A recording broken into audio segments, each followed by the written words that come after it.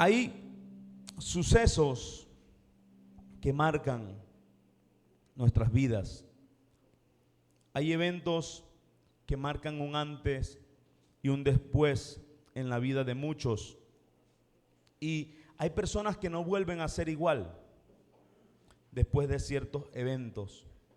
Y en una ocasión estuvimos trabajando con un ministerio que se dedica a atender a las personas que están saliendo de un shock, de un trauma, de una catástrofe, ¿sí? Entonces, hay mucha gente que ha pasado por un trauma, por un proceso traumático, por un proceso muy difícil, y a partir de esa situación, llámese partida de un familiar, llámese pérdida física, llámese quiebre de un negocio, una decepción.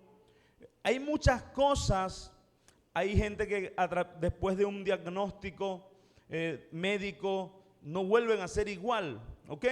Entonces son sucesos que quizás usted y yo hemos vivido, sucesos que marcan nuestras vidas, sucesos que son traumáticos, y luego para salir de ellos muchas veces nos quedamos ahí, hermanos. Es impresionante, pero hay gente que nunca volvió a ser igual después de una separación física, después de un diagnóstico, después del cambio de residencia, después de la pérdida de un vehículo, después de la pérdida de un familiar. Hay gente que no vuelve a ser igual. Pero ¿saben cuál es el problema con la iglesia? Que ignoramos a la gente que está pasando por esos traumas. Y mayor aún, el problema, no solo los ignoramos, muchas veces nos asomamos y los señalamos y le decimos: Aguar, todavía está llorando, todavía está pegado ahí, ya supéralo, con Cristo somos más que vencedores. ¿Cuándo dicen amén? Entonces nos vestimos de una espiritualidad, pero que seas tú el que pierdas el familiar para ver. Que seas tú el que pase por ese proceso doloroso. Y yo creo que nos toca concientizarnos y ver una lucha con un alma abatida. Luchando con un alma abatida. Porque quizás usted ya está pasando o ya ha pasado por un proceso así. O quizás no. Pero sí hemos visto mucha gente, y muchas veces por ignorarlos los señalamos, por ignorar el proceso los vejamos, los excluimos y los juzgamos. Pero este proceso de lucha con un alma abatida está relatado en la Biblia con diferentes héroes de la fe, con diferentes personajes bíblicos que lucharon con un alma abatida. O sea que no es pecado. Pero ¿qué vamos a hacer con el alma abatida? ¿Qué vamos a hacer en medio de esa circunstancia? Esa es la respuesta que tenemos que tener para acompañar a las personas que están pasando por ese proceso. Y si usted está pasando por ese proceso, hoy el Señor quiere ministrar tu vida. ¿Cuántos dicen amén? Y yo quiero que veamos este proceso de la lucha con un alma abatida en el Salmo 42. Y es un salmo muy conocido, muy hermoso, que relata una lucha con un alma abatida. Leemos bajo la bendición del Padre, del Hijo y del Espíritu Santo. Salmo 42. Como el ciervo brama por las corrientes de las aguas, así clama por ti, oh Dios, el alma mía. Mi alma tiene sed de Dios, del Dios vivo. ¿Cuándo vendré y me presentaré delante de Dios? Fueron mis lágrimas mi pan de día y de noche, mientras me dicen todos los días, ¿dónde está tu Dios? Me acuerdo de estas cosas y derramo mi alma dentro de mí, de cómo yo fui con la multitud y la conduje hasta la casa de Dios entre voces de alegría y de alabanza del pueblo en fiesta. ¿Por qué te abates, oh alma mía, y te turbas dentro de mí? Espera en Dios, porque aún he de alabarle, salvación mía y Dios mío. Dios mío, mi alma está batida en mí. Me acordaré por tanto de ti desde la tierra del Jordán y desde los Emonitas, desde el monte de Mizar. Un abismo llama a otro a la voz de tus cascadas. Todas tus ondas, tus olas han pasado sobre mí. Pero de día mandará Jehová su misericordia y de noche su cántico estará conmigo y mi oración al Dios de mi vida. Diré a Dios, roca mía, ¿por qué te has olvidado de mí?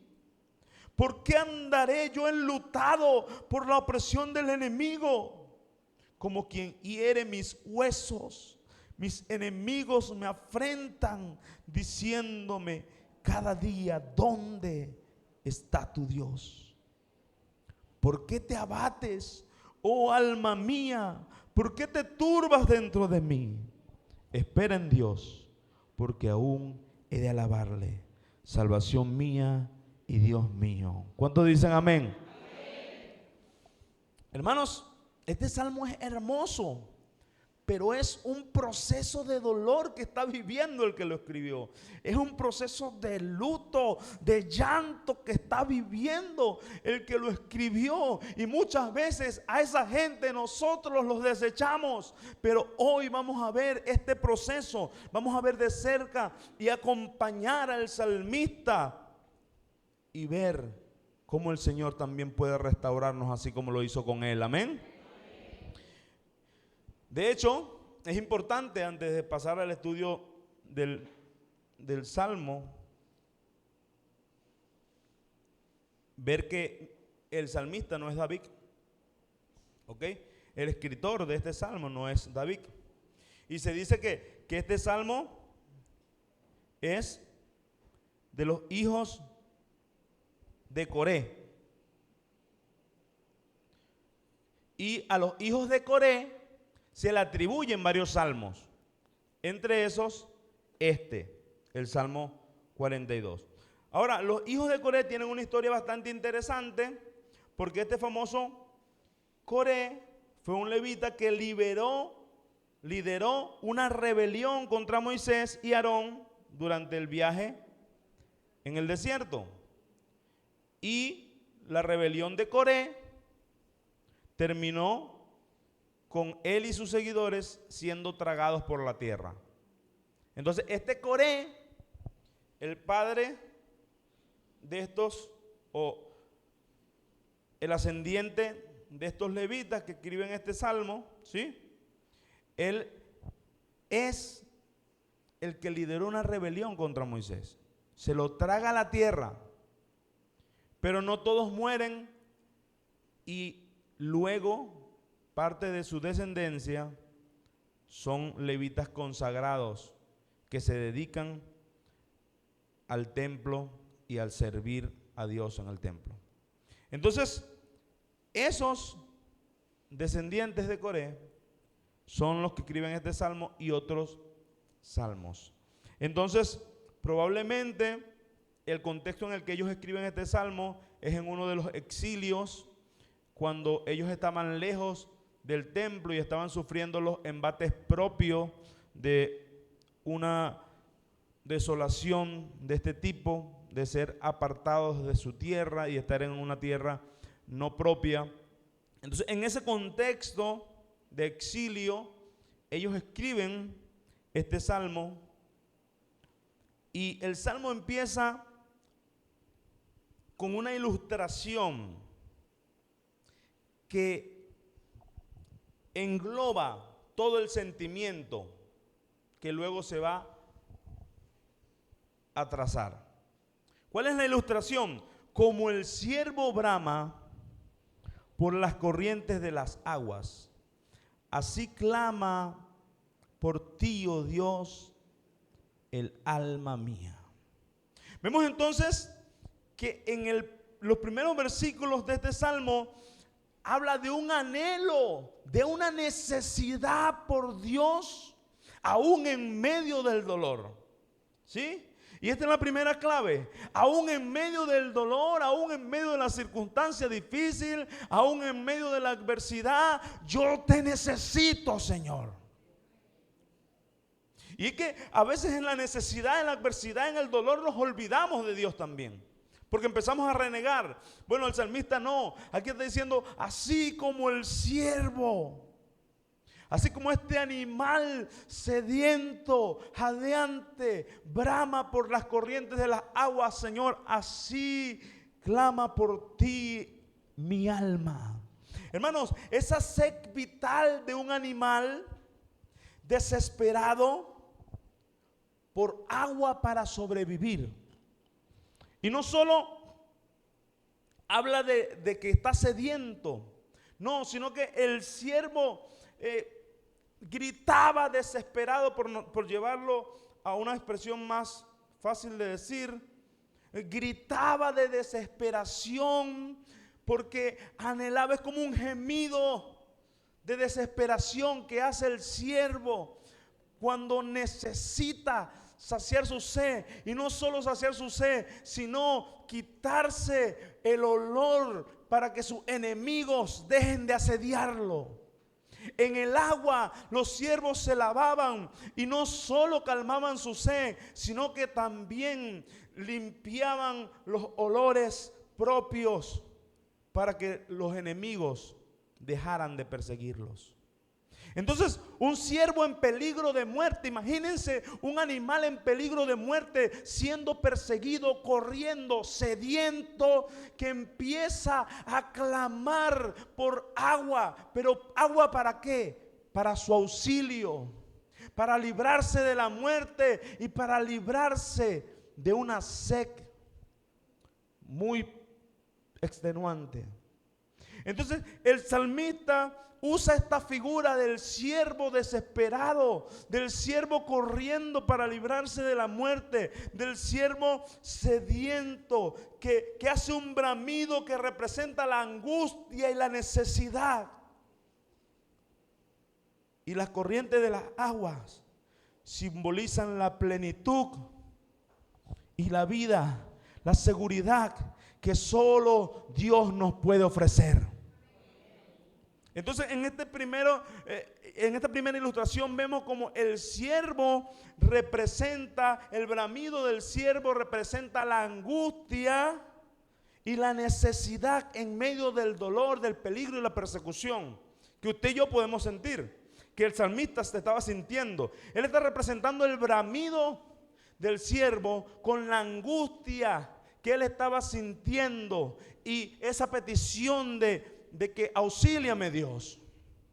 Así como el siervo brama, así yo estoy gimiendo porque estoy angustiado, estoy al borde de la muerte, porque te necesito. Y la corriente de las aguas representan la seguridad, la saciedad, la plenitud que solo obtengo en tu presencia, Dios.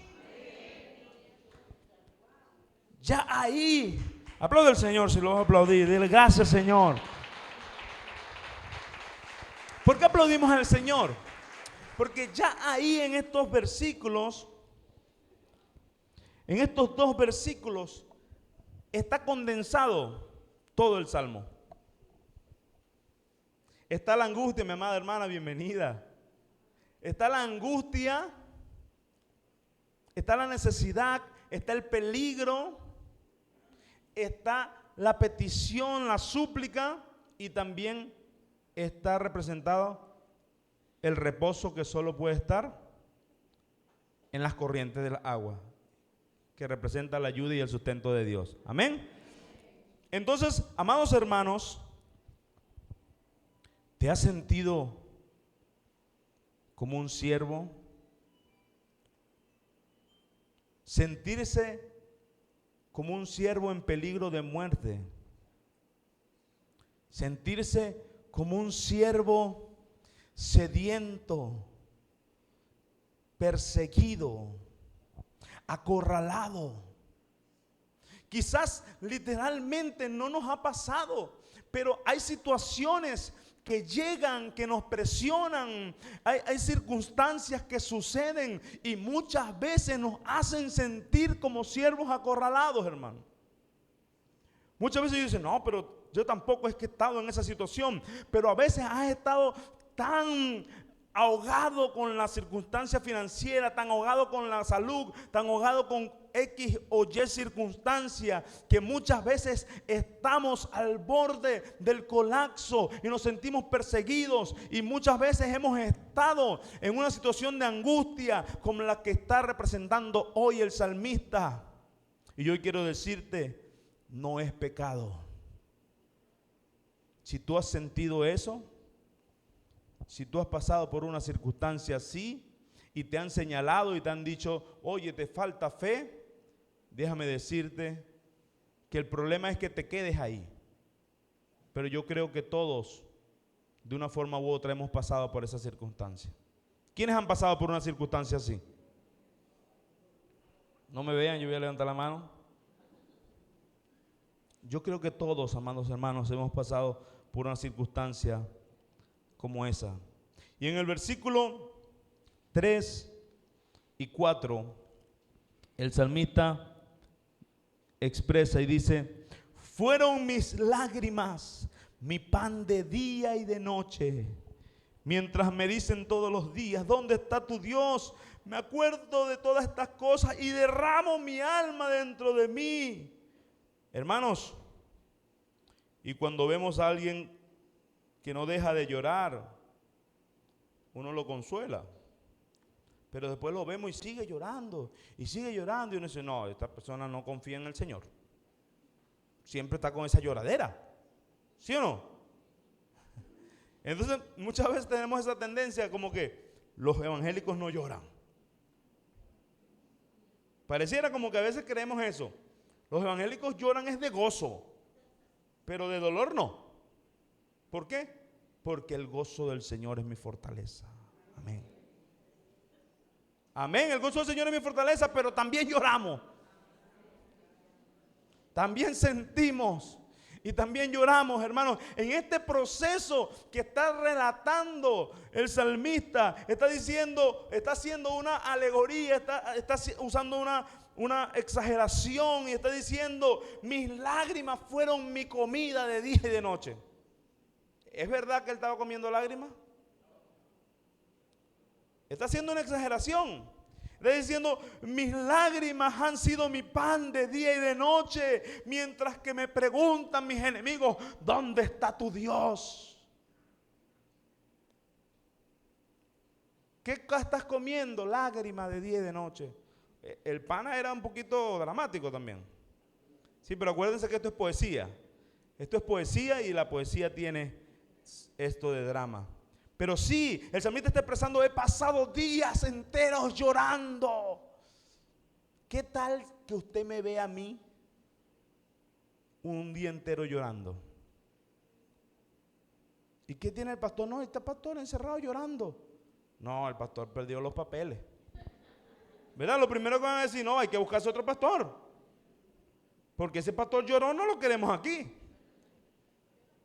Está bien de los hermanos, pero del pastor que sea un llorón, no. Y yo no sé si usted lo diría de mí, pero a lo mejor yo sí lo he dicho de un hermano. Porque cuando vemos a alguien llorar, a alguien quebrantado que no sale de ahí, nosotros no hallamos cómo ayudarlo muchas veces y lo que hacemos es criticarlo. Pero aquí está el salmista llorando y diciendo no solo que está llorando, sino que esa es su comida. Exagerando la nota y diciendo, mis lágrimas fueron mi pan de día y de noche. Hermanos, y yo no estoy alabando la queja, yo no estoy alabando el lloro, yo estoy diciendo que como seres humanos muchas veces pasamos por procesos tan difíciles que entramos en procesos de llanto, de dolor, pero de ahí el Señor nos saca, de ahí el Señor nos levanta. Así que si estás pasando por un momento así, déjame decirte, no estás en pecado. Pero también déjame decirte, Dios sigue estando contigo. Porque al salmista le preguntaron, ¿dónde está tu Dios?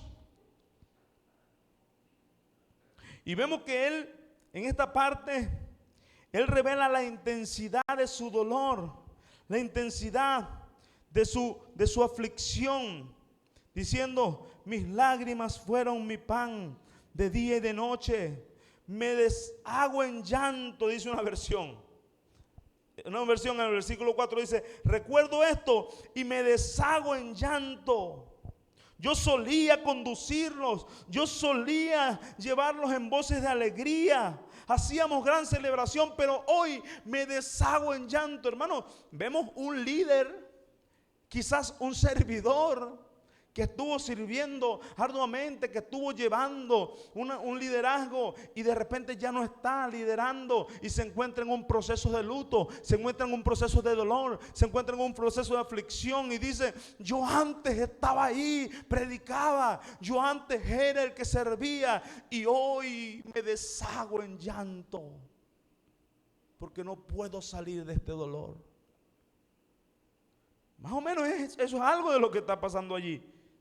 Algo así estaba pasando. El salmista se acordaba de lo que hacía, cómo guiaba a la multitud, pero hoy estaba afligido.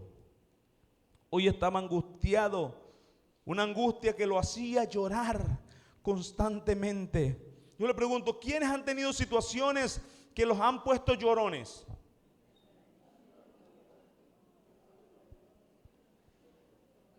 No, usted no levante la mano, usted lloran por naturaleza. No, mentira. Sí, porque hay gente que naturalmente por su temperamento tiende a expresar sus emociones con llanto muy fácil, ¿no? Pero hay otros que no es muy fácil verlos llorando. ¿Sí? ¿Usted lloró, hermano? ¿Usted lloró? Como Jeremías, el llorón. Ok, entonces vemos que muchas veces nosotros no expresamos el llanto y a lo mejor yo nunca he visto al pastor llorando, otros sí me han visto, ¿no? Los que me conocen de más tiempo sí me han visto llorando, otros dicen, el pastor no es llorón.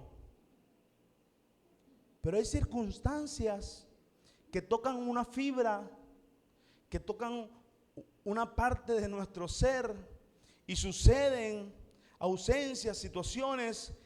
Y de repente uno queda llorón, hermano. Y se acuerda de la situación y uno llora. Y de repente, oye, pero es que me duele. Lo recuerdo y me duele. A mí me ha pasado con circunstancias. Hay momentos que he tenido recuerdos y he estado sensible y he entrado en llanto por recordar ciertas situaciones. Y así hasta que uno como que el Señor le fortalece, el Señor te consuela, el Señor te lleva de la mano y ahora lo recuerdas y ya puedes aguantar el llanto por lo menos. Pero es difícil, hermano. Una angustia que te lleva a llorar constantemente de día y de noche hasta el punto de que sus lágrimas se conviertan en alimento. Eso es lo que está diciendo el salmista, imagínense. Entonces yo quiero decirte que eso no es pecado. Perdóname o perdónanos como iglesia si hemos satanizado el llanto. Perdónanos si como iglesia te hemos visto llorar y en vez de tenderte la mano te hemos desechado, te hemos regañado. Perdónanos si en vez de poner nuestro hombro y abrazarte y acompañarte te hemos dicho, confía en el Señor, levántate y deja la lloradera. Porque muchas veces, hermanos, las personas que están pasando por ese proceso necesitan es la compañía de un hermano. Un abrazo, la compañía de alguien que te diga, estoy aquí contigo, el Señor está con nosotros. A veces las palabras sobran, hermanos, porque el único que puede consolar es el Espíritu Santo en esos momentos tan difíciles. Pero allí tu presencia, tu comprensión, a lo mejor no vas a lograr comprender, pero tu presencia, tu compañía, la mano de que tú eres su hermano en ese momento, y aunque no entiendas, hoy estamos entendiendo que es parte de un proceso y que muchos pasamos por esos procesos. Entonces dejemos de ignorarlos y dejemos de patear a la gente que llora y estemos más dispuestos a consolar. ¿Cuántos dicen amén? Hermanos, a tal punto, el salmista dice que se sentía solo. Se siente solo. ¿Por qué lloran muchas veces? Porque llegan momentos en donde llega sensación de abandono. Incluso mucha gente está entrando en un proceso donde se sienten abandonados, se sienten solos, se sienten angustiados y dicen, me están abandonando, me estoy quedando solo. Y en medio de la soledad estoy tratando de respirar para salir adelante, pero me siento solo. Rodeado de mucha gente, rodeado de bulla, rodeado de actividades. Muchas veces ahí en medio de tanto activismo nos sentimos solos. Pastor, pero si usted hace 1000 actividades en la semana y ahí a veces me siento solo. Por ponerles un ejemplo, ¿no? Hermanos, entender que esto es una realidad. Entender que estos sentimientos afloran y llegan y verlos bíblicamente nos ayuda a tener otra perspectiva al respecto. Tanto para nosotros como para nuestro hermano que está pasando por el proceso. Amén. En el versículo 5 vemos que es como una especie de estribillo, porque aparece 2 veces y luego en el capítulo 43 vuelve a aparecer la misma frase. Entonces se dice que el 42 y 43 como que lo escribieron ellos mismos y es la continuidad, porque esta misma frase que está aquí en el versículo 5, vamos a verlo allí todos juntos. En el versículo 5 dice: ¿por qué te abates, oh alma mía, y te turbas dentro de mí? Espera en Dios, porque aún he de alabarle. Entonces vemos que el hombre está expresando el lloro, está expresando el dolor, está expresando que es como un siervo, está expresando toda esa situación difícil, pero el estribillo de este salmo, del Salmo 42 y del Salmo 43, es que él interrumpe el llanto, él interrumpe la queja, él interrumpe el proceso doloroso y se empieza como a ministrar. Se empieza él mismo a hablarle a su alma. Y dice: ¿por qué te abates, oh alma mía? ¿Por qué te turbas dentro de mí? Espera en Dios, porque aún he de alabarle. Entonces, hermanos, esta es una de las claves que hoy nos vamos a llevar. No está mal llorar, no está mal pasar por circunstancias difíciles. Todos pasamos por circunstancias difíciles, todos pasamos por procesos de luto, de duelo, de dificultad, de pérdidas, de fracasos muchas veces, amados hermanos. Pero si estamos con el Señor, no estamos derrotados. Si estamos con el Señor, la victoria es nuestra. Entonces ahí en medio del dolor, lo que yo te quiero decir hoy, el Señor te quiere decir es: no te quedes ahí. Es natural que llores, está bien que llores, está bien que sientas, está bien que estés como el siervo, pero ahí en medio del dolor yo quiero que tú te levantes y tú hables a tu ser interno y le digas: ¿por qué te turbas, Ángel Blanca? ¿Por qué te turbas? ¿Por qué estoy sintiendo este dolor? Yo confío en Jehová y aún en medio del dolor he de alabarle. Levántate, hermanos, en medio del dolor. A pesar de la tristeza, a pesar del llanto, el salmista se anima a sí mismo y se ministra. Y hermano, yo puedo ministrarte como pastor, como un hermano, como un amigo, como un líder, como un consejero, yo puedo escucharte y estoy aquí para escucharte, para acompañarte. Y eso está bien. Pero yo quiero que usted, antes de llegar a mí, usted tenga la herramienta de usted poder levantarse y usted mismo ministrarse, usted mismo hablarse, usted mismo así como el salmista y decirle ¿por qué? Dígase su nombre allí, no sé cómo se llama, sí sé cómo se llama la mayoría, ¿no? Pero si me pongo a decirlos todos, ¿sí? Usted, Catiusca, Irma, Esther, sigue Alejandra, Raiza, vamos, póngase ahí y dígase usted, yo voy a decir, ¿por qué Ángel Blanca te turbas y te abates? Me dejaron solo diciéndolo, usted también tenía que decirlo. Diga usted su nombre allí, vamos. 1, 2 y 3. ¿Por qué Ángel Blanca te turbas y te abates? Y vamos, dígase, espera en Dios. Espera en Dios.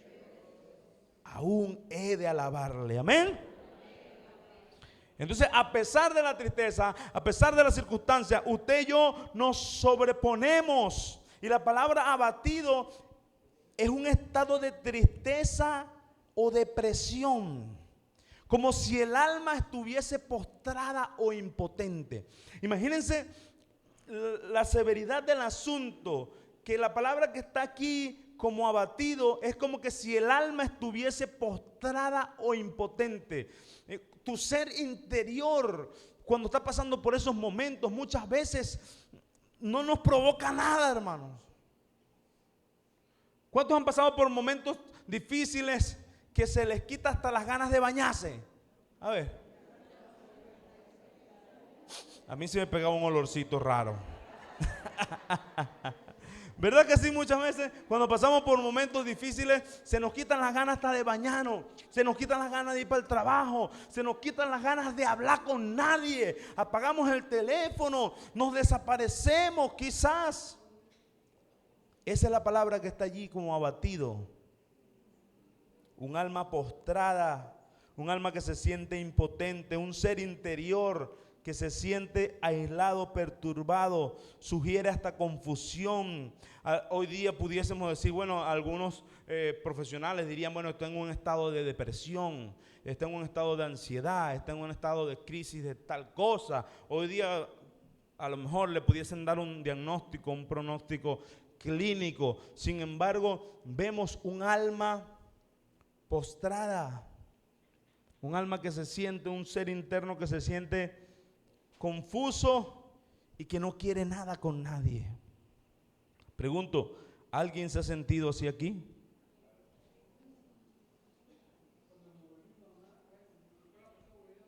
Y hay sucesos, ¿no? Hay pérdidas que nos llevan muchas veces a sentirnos de una manera. Hermanos, pero ahí en medio de ese dolor, ahí en medio de ese abatimiento, ahí en medio de esas ganas de no bañarte, usted y yo nos vamos a parar. Y nos vamos a ministrar. Y nos vamos a bañar. Porque ese olorcito no me lo calo más aquí, no, mentira.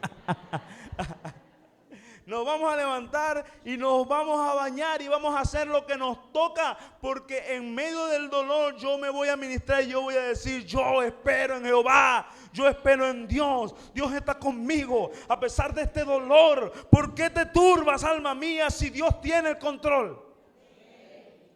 Esa es la clave, hermano. Esa es la clave, porque si usted se queda ahí, muchos pasan de largo.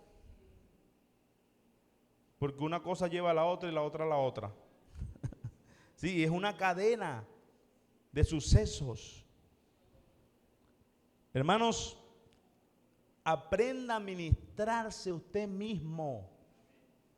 Aprenda a ministrarse usted mismo, así como el salmista le dijo, ¿por qué te abates, alma mía? ¿Por qué Nina Díaz? La hermana Nina se ministra. Se le ministra su cuerpo y se habla. Hermano, háblese a usted mismo, ministrese, aprenda, porque muchas veces estamos dependiendo de otro. El salmista no esperó a otro, él dijo, ¿por qué te abates, oh alma mía? Confróntese y afronte el dolor con la fe que tiene en el Señor, el Todopoderoso. ¿Cómo yo puedo, pastor, salir de eso? Con la fe en el Todopoderoso. ¿Suena difícil? Sí, suena difícil. Pero con el Señor todo lo podemos, amén. Esa sensación de abandono que vemos en el versículo 9. Él dice, Dios mío, tú eres mi roca, versículo 9. Roca mía, fíjense la cosa. O sea, él reconoce que Dios es su roca, que Dios es su sustentador, y de repente le dice, ¿por qué me has abandonado? ¿Sí lo ven? Tú eres mi roca, tú eres quien me sostiene, pero ¿por qué me siento en el aire? Roca mía, ¿por qué me has abandonado? ¿Por qué te has olvidado de mí?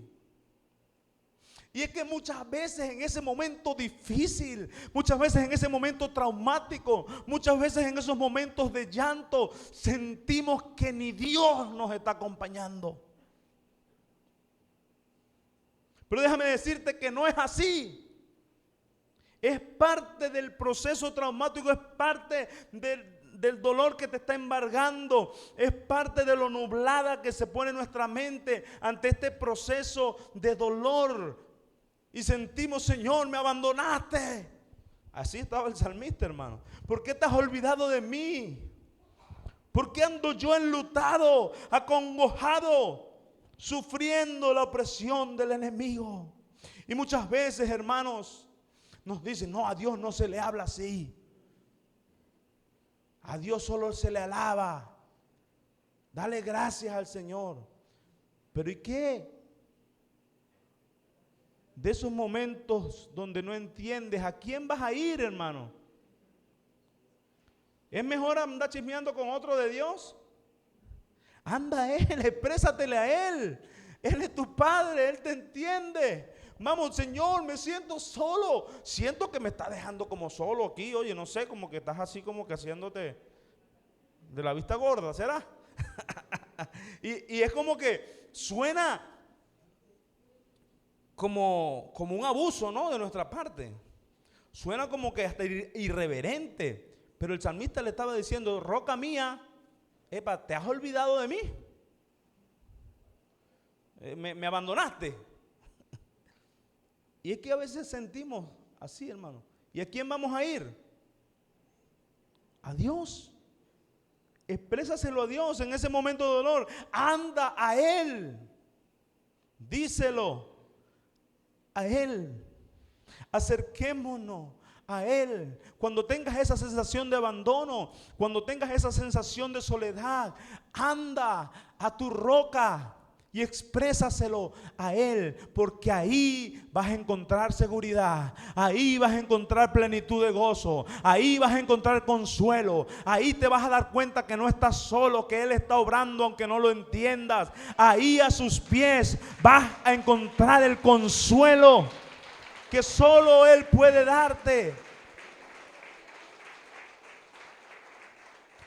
Pero lo primero que hacemos es llamar a la vecina. Ay, no es que yo no aguanto, es que todos me abandonaron.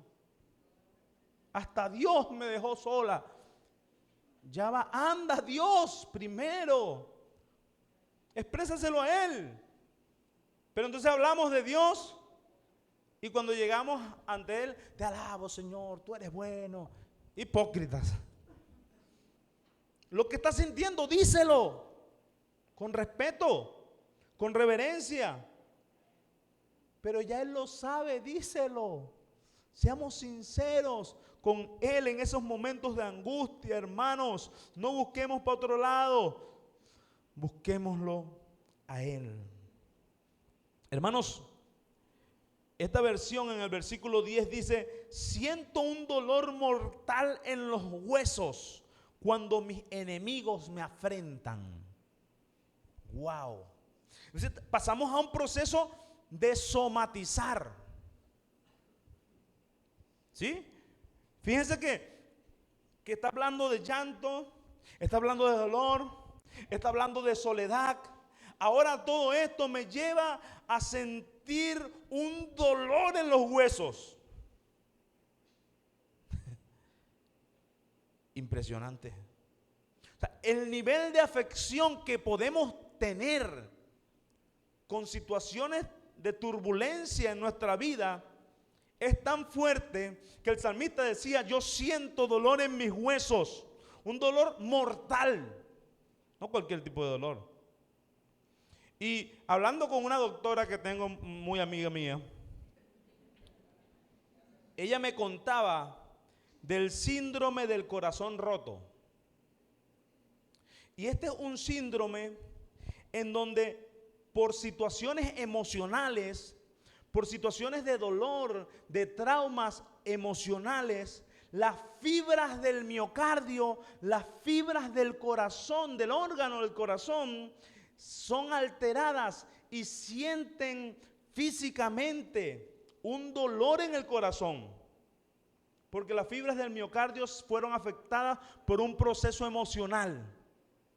Este es un síndrome no tan común, pero que hay gente que tiene dolor fuerte en el corazón y no tienen nada. Le hacen los exámenes y sale todo fino. Y resulta que es que está pasando por un proceso traumático. Resulta que está pasando por un proceso emocional fuerte, que es que está llorando de día y de noche, que es que no ha soltado algo, que es que no ha podido superar tal o cual cosa. Hermanos, y entonces se somatiza las situaciones emocionales, el dolor emocional, el dolor en el alma, se somatiza al cuerpo físico. Y el salmista decía algo así como que siento dolor en mis huesos. Ojo, probablemente sea una simple exageración propia de la poesía, ¿no? Y puede ser. Pero también es verdad que podemos somatizar y sentir dolores. Yo no sé si a usted le ha pasado cuando usted está ha estado en procesos de circunstancias difíciles, de un shock emocional. Usted siente que le duelen como los huesos. La gente me siento así como desganado. O sea, noté que no tengo energía para nada. Me levanto y me duele todo. Yo quiero quedarme acostado. Epa, se está somatizando. Se está exteriorizando lo que sientes emocionalmente. Y es que es tan fuerte nuestro cerebro, hermano, el poder que tiene nuestro cerebro, sobre todo nuestro cuerpo, llega a afectar hasta causar úlceras, llagas se causan por emociones fuertes, enfermedades muy graves incluso se producen por emociones fuertes prolongadas en nuestro cuerpo. Entonces, la somatización es una realidad. Es una realidad. Y repito, a lo mejor el salmista aquí solo estaba haciendo la ilustración propia de un poema diciendo que siento un dolor mortal en mis huesos. A lo mejor él lo que estaba diciendo es: me duele hasta lo más íntimo cuando me hacen afrenta a mis enemigos y me preguntan ¿dónde está tu Dios? Y no te veo. A lo mejor era eso lo que él estaba diciendo, ¿no? Cuando me pregunta ¿dónde estás? Y yo veo que no me estás ayudando, me duelen los huesos. A lo mejor era eso más o menos lo que él le estaba expresando. Pero hermanos, vemos cómo puede progresar un proceso traumático, un proceso de dolor, un proceso de soledad. Cómo puede llevarnos progresivamente al llanto, a sentirnos solos, a sentirnos abandonados por Dios, a sentir dolor hasta en los huesos.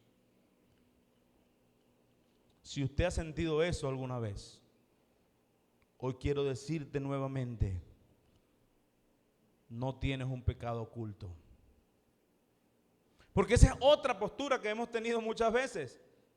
Vemos a alguien en luto, vemos a alguien en una situación emocional fuerte y decimos: esta persona tiene un pecado oculto. Ese hay que entregárselo al diablo para que lo zarandee. Se mezclamos una cosa con la otra, agarramos de allá de Pablo. Dice, no, ese hay que entregárselo al diablo porque lo zarandee, porque ese tiene un pecado oculto. Hay que dejarlo quieto, ese no quiere salir de ahí. O sea, muchas veces hemos satanizado a las personas que están en este proceso. ¿Y qué tal? Vemos a un escritor bíblico cómo relata un proceso traumático desde sentirse como un siervo perseguido hasta sentir que le duelen los huesos, hasta comer lágrimas. ¿Están viendo cómo se relata el proceso? Ah, pero si fuese yo que lo dijera, ya me hubiesen echado de la iglesia. Hermanos, entonces tenemos que tener también más empatía. Tenemos que también ser más comprensibles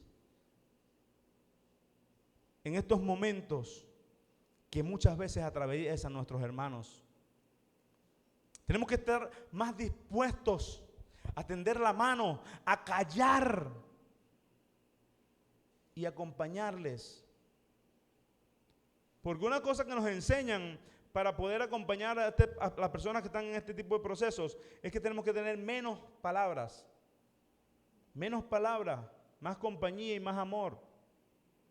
Porque las palabras a veces ellos ni siquiera nos están escuchando, porque con el proceso que están pasando no están entendiendo nada, porque están en un shock muchas veces. Están choqueados, pues, están confusos por todas las circunstancias, pero requieren un hermano que esté con ellos, una mano amiga, muchas veces un hombro, un abrazo. No que los juzgues, hermano, no sigamos juzgándolos, no sigamos señalándolos, acompañémoslo. Y si es usted, y no es casualidad que usted hoy está aquí y usted ha estado pasando por ese momento, en el versículo 11, el salmista repite la frase: ¿por qué te desanimas, alma mía? ¿Por qué te abates, oh alma mía? Si es usted el que ha estado pasando por este momento, yo quiero que tú hoy te levantes y empieces a ministrarte. ¿Por qué te turbas, Ángel Blanca? No te inquietes. Espera en Dios, porque aún debo alabarlo. Espera en Dios, porque aún debo alabarlo. Y cierra diciendo: salvación mía y Dios mío. Hay otra versión que dice: Él es mi Dios, Él es mi Salvador.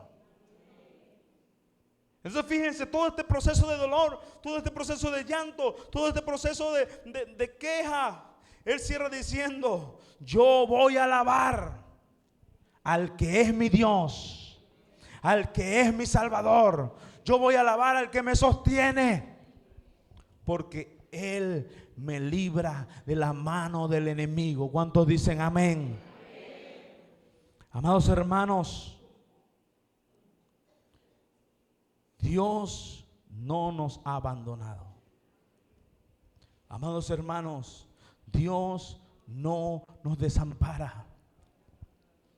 Pero cuando sientas eso, no te sientas pecador. Ya somos pecadores. Pero no te sientas vejado o excluido. Ministrate. Anda a Él, a su presencia, y dile: Señor, siento que me estás abandonando. En ese momento de llanto, en ese proceso de dolor, aprendamos a levantarnos y a ministrarnos y decir: tengo un Salvador, tengo un ayudador, y aún en este momento he de alabarlo. Yo quiero que usted se ponga de pie y usted diga: tengo un Salvador, tengo un ayudador. Dios es quien me sostiene. Vamos, diga: Dios es quien me acompaña.